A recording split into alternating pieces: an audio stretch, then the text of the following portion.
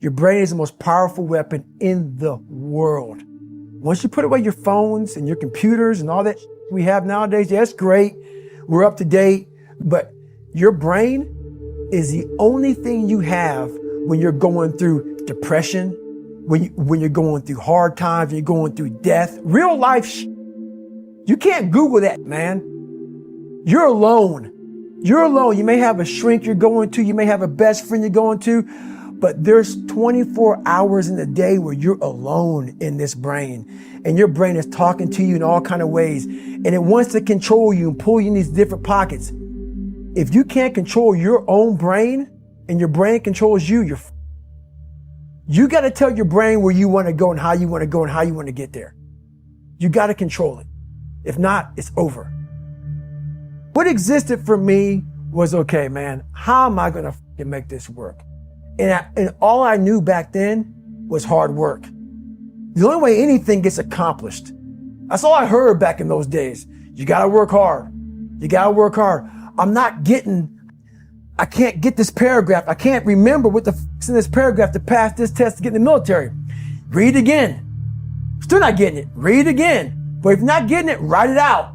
And that's how I started learning. Okay, well, I got to write out everything I do. And then write it out again. And write it out again. And guess what happened? I got it. I can't swim. I'm negative buoyant. Go back again. I can't swim. Go back again. Go back again. Go back again. I got it. I realized if I keep going back and going back and going back until the just becomes, your mind will say, okay, we're going to figure it out, because he is not going to stop. It's not like I'm going to try one more time. No, it's just like alarm clock goes off. Boop. We're going back. I can't read right. We're going back. I gave myself no way out, and my mind realized that. They said, okay, we're going to adapt and overcome now. Like a lot of people say, trying hard.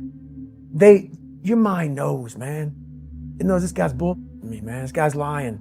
There's no truth behind it. When I was in Navy SEAL training, people go, how were you there for 18 months? The program was only 6 months long. You were in 3 hell weeks in 1 year. No one's ever done that. How did you do that? I talk about the new norm. When I lived in a $7 a month place when I was growing up for a short period of time, I loved it. I didn't know any different. That was my norm. Once we moved out of that place, we moved to a $236 a month place. I was like, I never want to go back to that little piece of shit. But if you go back to that $7 a month place and you realize this is where I live, this is all I got, your mind says, roger that, this is home. So when I was going through Navy SEAL training for 18 months and going back through all the hard parts over and over again, I told myself after the first time, I knew it was gonna be a long journey there. My body was breaking down. It was just how it was going on. I said, you know what? This is my new norm. So my mind said, it's like going to work. Like you go to work, you put your suit and tie on. I go into suffering every day. Every day, suffering, being broken, duct taping my feet up, stress fractures, shin splints, being broken. This is my new norm. And your mind says, if we're not broken, this ain't normal. We gotta be broken. So then your mind starts to get tougher and tougher and more callous. People, how did you run on broken feet? Broken shins. My mind knew this is how we operate. We're in Navy SEAL training. This is what we are. I became hell. And that became my new norm. I gave myself no way out. There was nothing outside these walls of hell. Nothing. I love God, but for a short period of time, I became the devil because that was hell.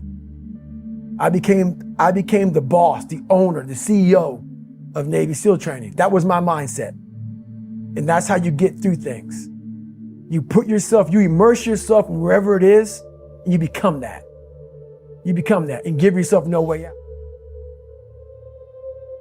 When I was 297 pounds and I was fat as hell trying to be a Navy SEAL, the scariest thing in the world to me, even to this day, was that could have been the rest of my life.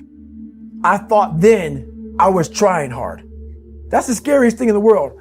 I thought then, 297 pound, working for Ecolab, spraying for cockroaches, making $1,000 a month. I thought that was me at my 100% potential. Come to find out, a few years later, I wasn't anywhere near that. 106 pounds less, graduated Navy SEAL training, went on to do all these other things. Looking back on that, that was me trying hard. That's why people got to understand what is in us. We have no idea until we start trying hard. And I mean really trying hard, where you're obsessed with, hey, this is my new norm. My new norm is that, wow, this isn't always fun. It's not always meant to be fun. And that's when you know you're trying hard. People hear my story and think this guy is sadistic.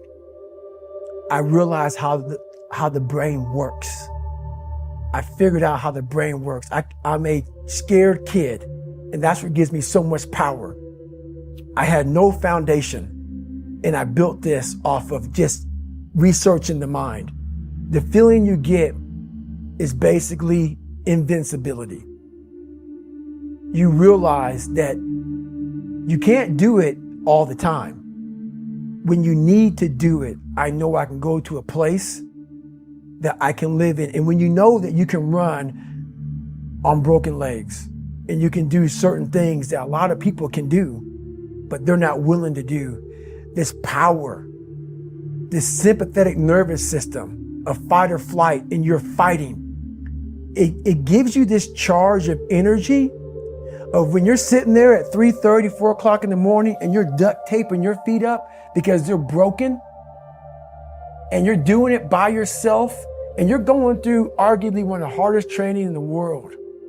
And these guys, most of them are healthy, and you're going through it broken, and you're already at a disadvantage, but you're still there. You can feed into that and tap into that for a lot of power. But if you look at it, well, I'm broken, man. I'm not going to make it. But if you look at it as, man, I'm broken and I'm still here. And I'm fighting, and I'm going to find a way to get through this because I have no other place to go. It gives you a lot of power.